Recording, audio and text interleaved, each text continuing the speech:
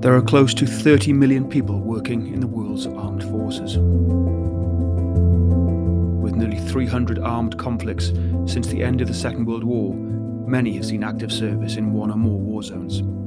Extraordinary people facing unimaginable circumstances that will impact the rest of their lives. This is their story.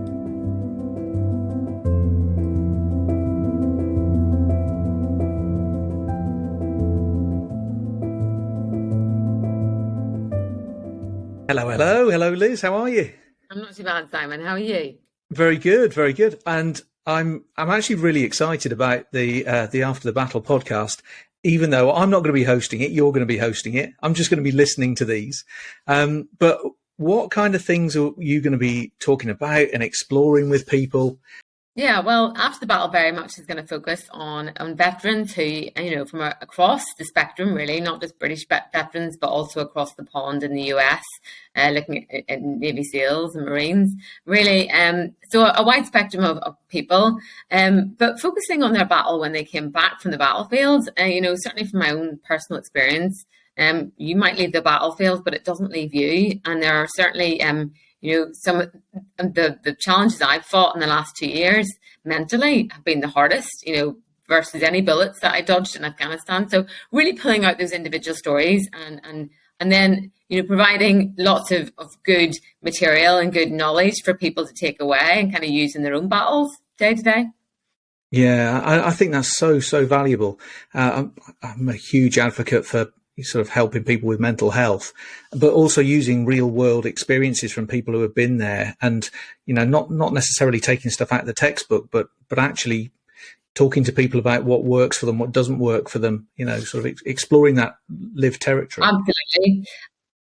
And you can read about stuff like, you read lots of textbooks about mental health and resilience, but actually connecting with someone who's been, in that hole, connecting with someone who's been on the brink of suicide, for example, or worse still, take attempted suicide, someone who's got to that breaking point in life and then brought themselves back from that edge.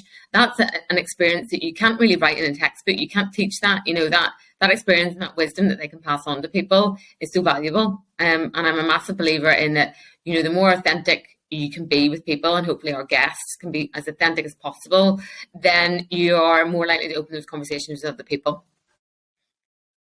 Yeah, absolutely. That's something I want to chat about in a minute, your experience of kind of getting to the brink. But tell us a bit about your military career, which sounds pretty unique in its own right anyway.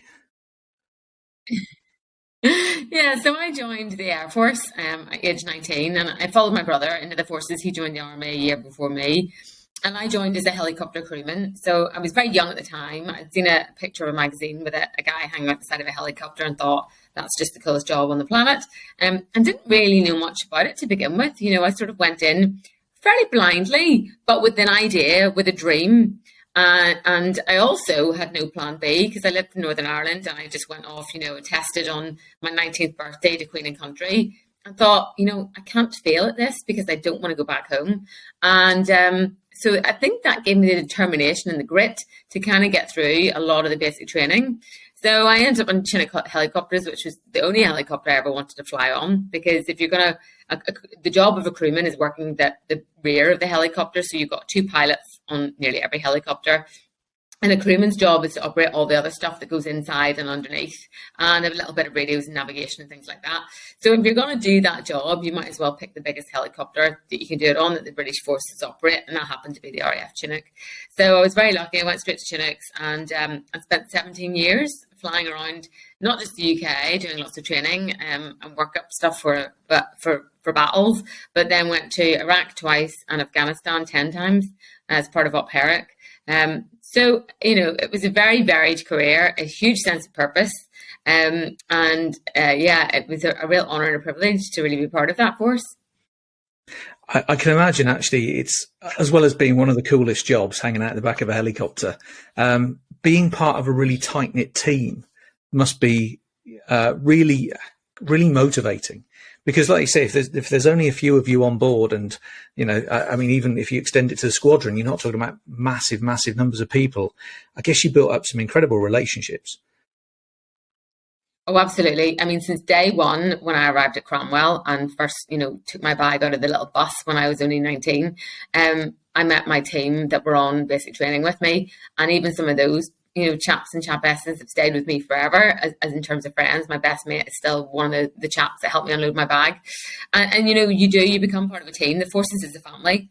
And yes, you're right. Within that big family, you get smaller and smaller little, pockets of teams. And there's only 60 people on a squadron, so it's a very close-knit group, but you deploy everywhere as a squadron. You go on most of your exercises together, and you certainly deploy to Afghanistan together as a squadron. And within that breaks up into flights, so you have an A flight and a B flight on each squadron, and then smaller still, you get your crew.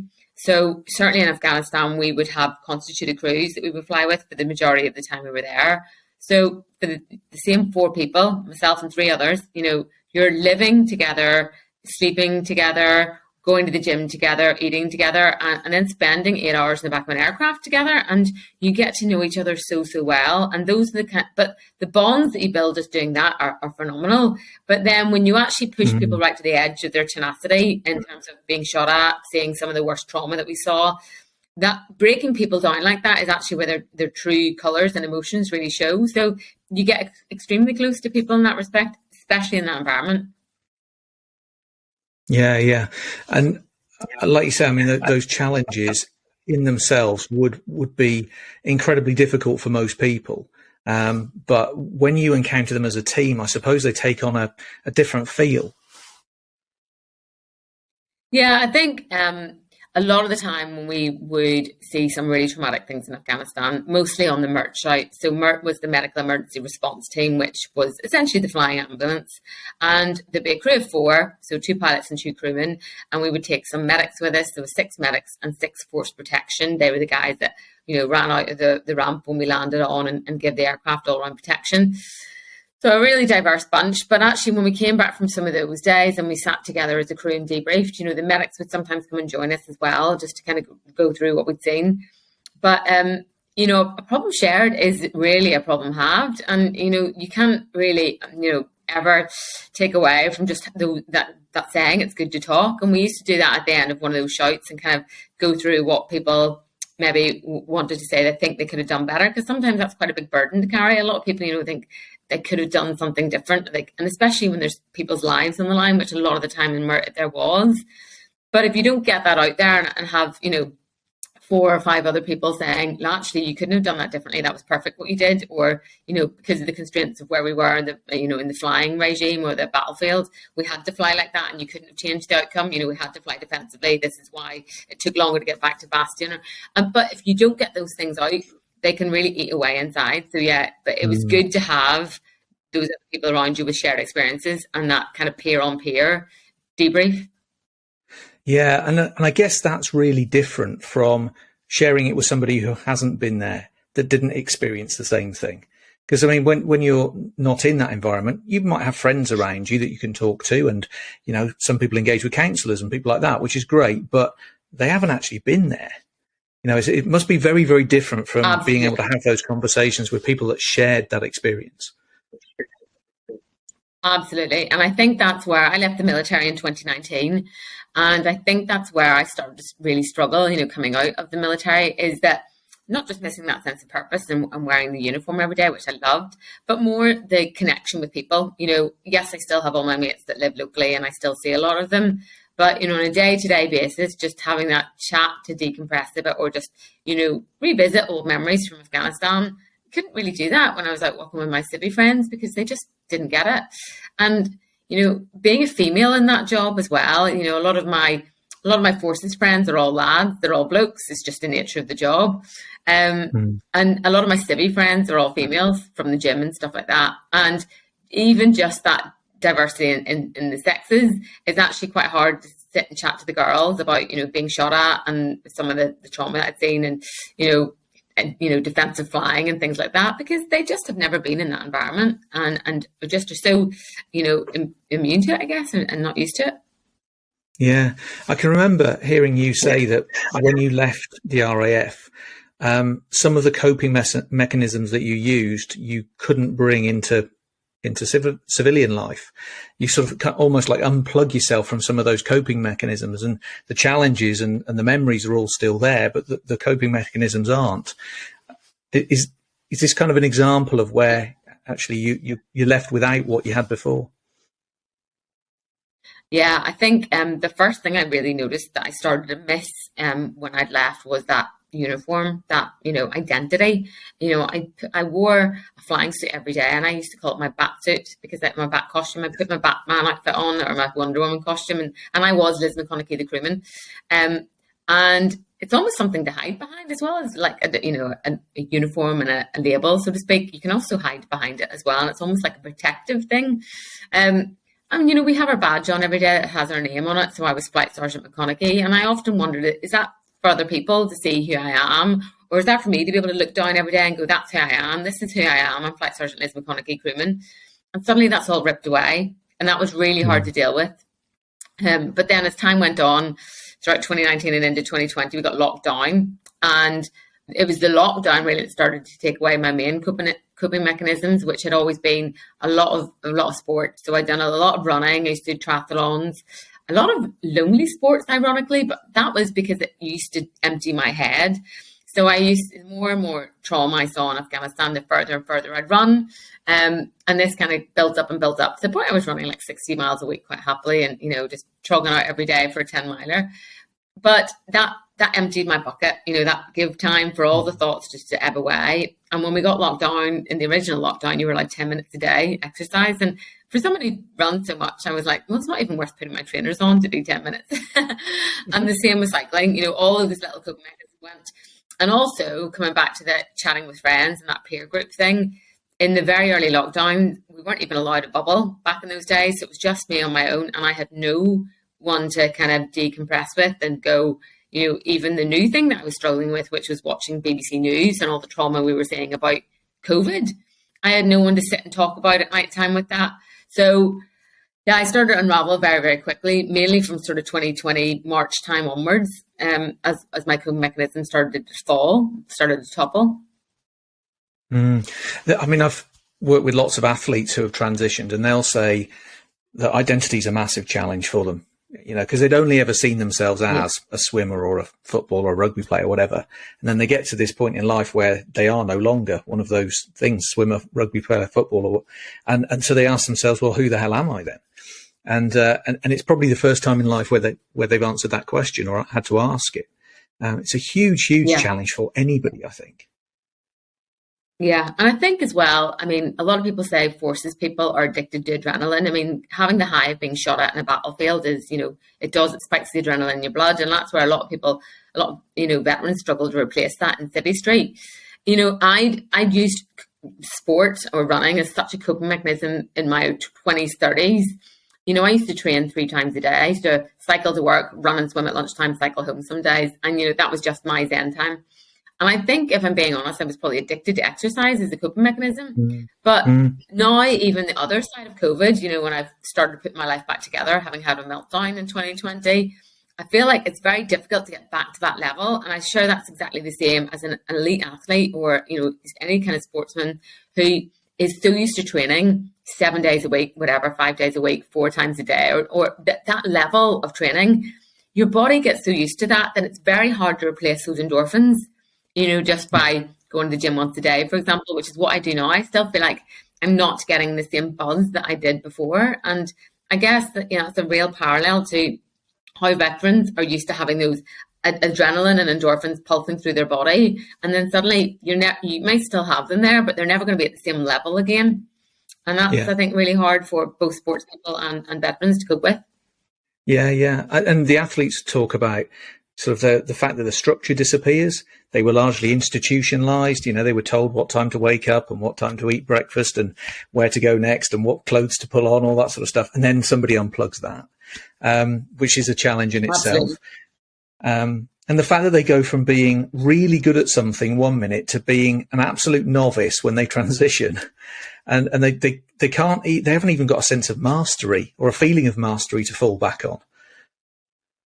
Absolutely. I found, my job as a Chinook crewman was so niche that I had no direct translation into Civvy Street. You know, I couldn't just come out of the Air Force and go, right, who operates Chinooks then in Civvy world?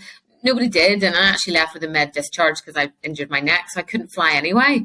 So, you know, the idea of what next? What is the next purpose? What's the next challenge? You know, where's my goal? Is, you know, I'd done so many courses about goal setting and I knew how to, you know, do your SMART goals and all that stuff. Easier said than done. You know, it's really hard to try and envisage where your life's going to go when sometimes when you come out of something that is so good, and this comes back to the sportsman, you know, thing, they had such a great life doing that. They were in the absolute peak of their life. You can't help but keep looking back. And it's really destructive instead of looking forward. But, you know, I did that for certainly 2 years after I left the military. I just kept looking back fondly on my time in and wishing I was back there again instead of putting that to bed and moving forward. I remember one of the counsellors that I was chatting to after going through all my PTSD counselling said, you know, I kept referring to myself as pre-COVID Liz, and I wish I could get back to pre-COVID Liz. And she eventually said, look, you've got to stop talking like that because it's essentially searching for a missing person. That person's never coming back. And that's more destructive than just going, that person's dead, mourn that person, and now find the new Liz. And I think from that day onwards, actually something really clicked in my brain. And instead of trying to search back from the Liz who could run all those miles every day and the Liz who was a crewman in Afghanistan, that's never going to happen. And that's, you know, completely, you know, bonkers to think that it ever would. And the same with, you know, with athletes as well. You know, that person who won gold medals when they were 25 or 21 or whatever, that's never going to happen again. So stop searching for it, find your new identity and move forward. And I think that's a really key message that, you know, certainly anyone who's been such a brilliant part of their life, you know, they've been at the top, to then try and move forward and package that up and say goodbye to it. It's really hard. It is like mourning something. Yeah, absolutely. And there's a huge difference, like you say, between being able to set a goal and finding a purpose. There's a big difference between being occupied, finding another profession, and finding something really meaningful that you can become passionate about. You know, they're very, very different things. Yeah, absolutely. And I think, you know, it's taken me at least 3 years to find my new purpose. And, you know, I thought I'd found it with the charity that I was working for, but if I'm being honest, you know, that wasn't it. And whenever I was going through my PTSD counselling, I started writing a book, and I released a book last year. And it's now, because it's on the streets and it's talking about my story, I'm getting so much feedback from people who are also struggling with PTSD or trauma of any fashion. And I feel like my book is helping people, and I now have then sort of kind of found my new role, which is my new purpose, and it's helping people with mental health. And sometimes these things find us. I'm a massive believer in, if you're looking too hard for it, you know, you're going to miss it.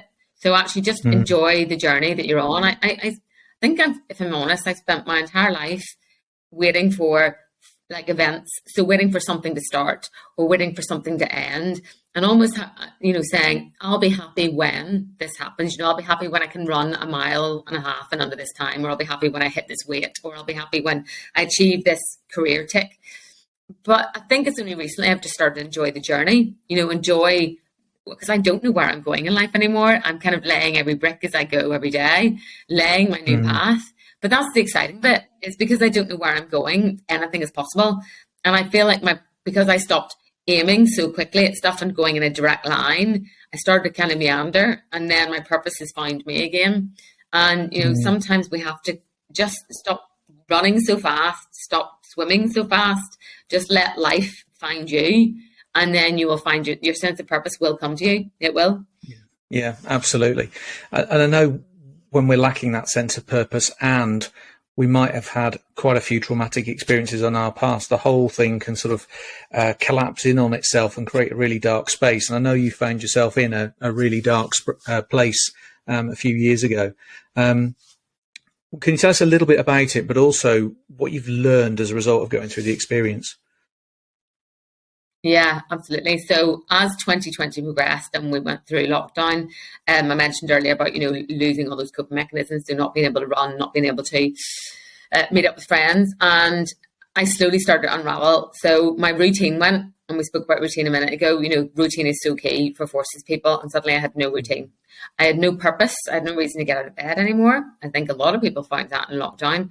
And because of the lack of purpose and routine, I started to unravel and developed insomnia. Because I wasn't running, I was trying to get the high in another way in my body. So I started to eat a lot of sugar, which is something I'd never done before, almost to replace the endorphins from exercise and just trying to lift my mood. And I think this is a thing a lot of athletes will find as well. You go from such a clean diet and such a great structure in life, just suddenly just trying to replace that. And you almost hit self-destruct, which is what I did, eating bowls and bowls of sugary cereal. I remember one day standing eating spoonfuls of honey just to try and get the high. It was like cocaine in my body, to try and lift my mood. And it wasn't working. And that then led to more and more insomnia. And as the year went on, I started to look up the back catalogue of some of the soldiers that I picked up in Afghanistan on MERT, which is, the flying ambulance. And that's something I'd never done before. Started to look them up and kind of personalize them. Now finding out if they were married, did they have kids? A couple of them were engaged just before they went to Afghanistan and then never made it home. And I knew it was really destructive behaviour. The red flags were just going, but I didn't reach out and ask for help, mostly because I didn't want to be a burden. And I think, again, that's another parallel into the sports world. I was part of that team. I was a really important cog in the team, and I never wanted to fail or be that burden to everyone else. And as well, being a female in that job, not that anybody would have ever made me feel like that. They were always like, you're just another part of the team. But I internalized that pressure and didn't want to be the burden. So I never reached out to anyone. And it resulted that in August 2020, I woke up one day and just decided that, today was going to be my last day on earth, and spent the whole day planning with meticulous effect how to end my life that day. I actually phoned the GP first and reached out to them and said, look, I'm having these suicidal thoughts. It's very unlike me. I'm usually very, very bubbly and upbeat. And all they did was prescribe me some antidepressants on top of the medication that I've been taking already for my injured neck. So essentially that night at midnight, I went home and I took an overdose of 95 amitriptyline and don't remember much else. By the fact that I'm actually talking to you today, obviously proves that I survived. I woke up in hospital 2 days later and was incubated with a tube down my throat. And my entire body, I thought I was drowning when I came around in the hospital, and I kept clutching at the tube, thinking I was drowning because I couldn't breathe or swallow. And my overwhelming emotion in my body was, I don't want to die, which was completely 180 out from my emotion 2 days earlier, which had been all I wanted to do was die. And it just proves how much your brain, when you're in that deep depression, PTSD, trauma, your brain and your reasoned thought is suppressed. And, for me that day where I was planning my suicide, it seemed like the most logical thing to do that day. No one cared about me. I was a lost cause. This was the only option. And actually then 2 days later, when my brain had sorted itself out, here was me realizing, oh my God, I don't want to die. What had happened was actually after I'd taken the overdose, about an hour later, I'd called 911, which actually gets you through to 999. I don't know why I called 911 and not, I must have been watching too much Netflix during lockdown, but it gets through the emergency services. So I was very lucky. I think if I hadn't lived so close to the hospital, I probably wouldn't have made it, but it proves that the will to live was still inside me somewhere. And I think that's, again, that's something I've clung to the whole time through my recovery journey, is that will, that thing that makes Liz McConaghy. Liz McConaghy is still there, and she wanted to survive somewhere. So yeah, I came out the other side, and then I remember feeling quite euphoric coming out of hospital, thinking, well, that's it. That's the lowest point of my life. Tried to kill myself. It's not going to get any lower than that. But the truth is that was just the beginning. I had essentially tipped the lid off all the files that were in my brain from all the trauma and things I'd seen over the years in Afghanistan, and had thrown them everywhere. And then the real journey and the real battle was reading and acknowledging each of those files and processing what was on them and then putting them back in my brain somewhere. If I had just scooped them all up and put them back in there, I think I'd still be a little bit of a volcano waiting to pop. But I managed to, and I cried a lot. I spent 18 months essentially on PTSD counselling, letting 10 years worth of tears come out that needed to come out, and just emptying the bucket over and over again. So it was a long journey. And I think, I saw a post recently someone put on one of the social media feeds, which was, people are very quick to celebrate those that climb Everest and those that climb a mountain, but it actually takes just as much strength and determination to dig yourself out of a hole that is just as deep and climb back up to a level playing field. And that's essentially, what I had to do. So yeah, digging myself out of depression and PTSD was my Everest, but I'm back on a level playing field now. Yeah, oh, that's wonderful. And I think there's so much in there for other people to be able to absorb out of that story. One of the things that I've often noticed in the stories of those people who've been very, very close to, or even some of those who've been have actually committed suicide, is that the people around them didn't guess. Was the people around you, were they shocked by this? Did they see it coming? No one saw it coming. So I, as the sort of 4 months started to unravel, I'd been walking with my best mate quite a bit, and she knew I was having good days and bad days, and she would check in on me every single day, just by a text message or whatever. And the night before I took the overdose, I messaged her and she said, "How are you?" And I went, "Yeah, I'm good. I feel really great. I've got a plan." And she never picked up on that language. Even at the time, I don't think I had made my mind up that was going to happen. But something inside me had used that terminology, which is quite clear terminology. I think that you're maybe going to do something.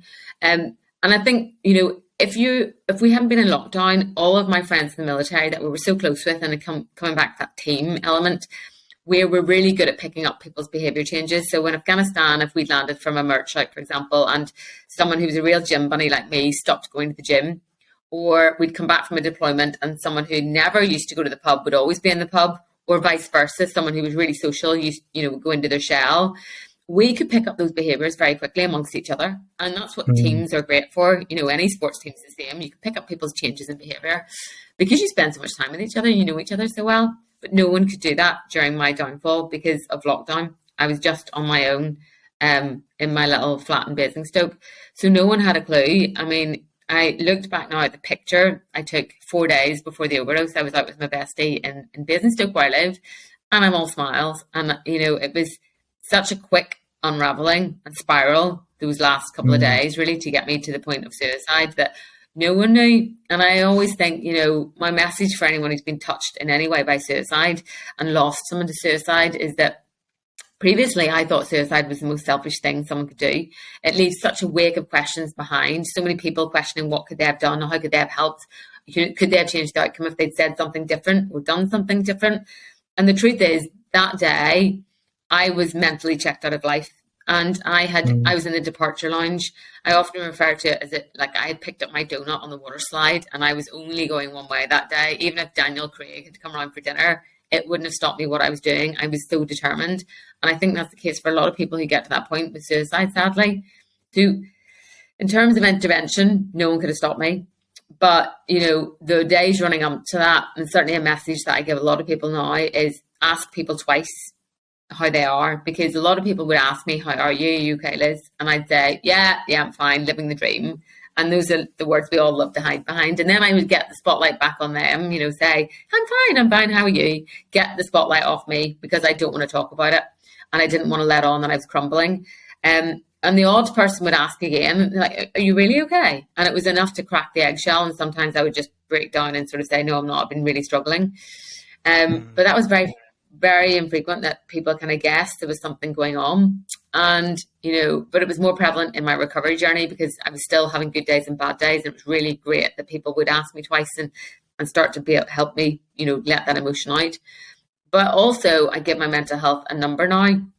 That's twofold really. The first thing is that it helps me to monitor, if I've been saying the number 3 for the last week or so, I know that I'm in a pretty poor place and I probably need to start doing something about it. But also for other people, they can pick up trends, if you've been a really low number, and even if realistically you're not a 3, but you're saying the number 1, you're not in a good place because you're looking so pessimistically at stuff. So it's a really good way to kind of monitor that. And it's also so much easier to say, "I'm a 3 today," rather than "I'm struggling." You don't have to give a reason why. You don't have to explain why you're having a bad day. Just say, "I'm only a 3 today." And then you can start to go, right. Someone can say, "Okay, let's get you to a 5 or let's get you at least a 7, and you can start to put things in place to improve it. But it's definitely easier giving things a number, I think, than it is just to try and describe how you're feeling. So I do that. I say that a lot to people now. Yeah, I think that's absolutely brilliant because, like you say, I think maybe one of the misunderstood elements of this is that you can be quite close to the edge of the waterfall and you don't really realise how close you are. Other people don't realise how close you are. And And if we can shine a bit more of a light on that and start to understand that a little bit better, maybe we can help more people who are in that situation. Yeah. And I absolutely think for anyone who's watching this or anyone who's got to that really, when you're in dark, dark days and you're routinely, let's say, a 2 or 3 on the scale, that you go off the edge very quickly. And I didn't realize how quickly that was going to happen and where I got to. And anyone listening to this, your friends and your family would much rather have a phone call from you breaking down in tears saying that I am struggling today and I need help than they would from a hospital in Basingstoke saying your daughter's in intensive care with a tube down her throat because she tried to kill herself last night. That is the worst phone call that will destroy someone's life. Or worse still, somebody's died because they took an overdose. Your friends would much rather that phone call saying I'm struggling. So if anyone is in that bracket, pick up the phone. And even if you can't speak because you're so distraught, just pick up the phone and let people know that you're there, because if not, you go over the edge very quickly and there's no coming back from it. It really isn't. Yeah, absolutely. I think these conversations are going to be so valuable. I'm really looking forward to, the whole series and getting into some of this territory, helping people understand mental health on a more personal, more real level, and being able to understand how they can use some very, very sort of simple principles and use the insights of others to help them help each other. I think it's going to have You've got to be authentic with your mental health. You've got to be real. And that's what you just said, Simon. It's the real stories and people need to be honest about it. And that's where you get the value. Yeah, absolutely. Well, thank you so much for sharing and this conversation. I'm really looking forward to hearing you interview and host the shows and interview other people as well. I think it's going to be absolutely brilliant. In order to kind of pass the baton across, I've just started about a year ago learning to fly. So I'm going to use a little bit of aviation terminology. You have control. I have control.